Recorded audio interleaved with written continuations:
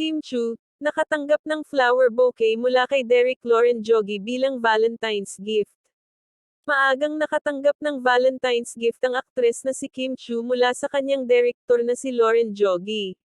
Maagang ibinahagi ni Kim Chu sa kanyang Instagram story ang picture ng mga bulaklak na may caption na, "Woke up to this," with teary-eyed emoji, "Thank you Derek, love you so much," with heart emoji at nakatag ang pangalan ni Derek Loren.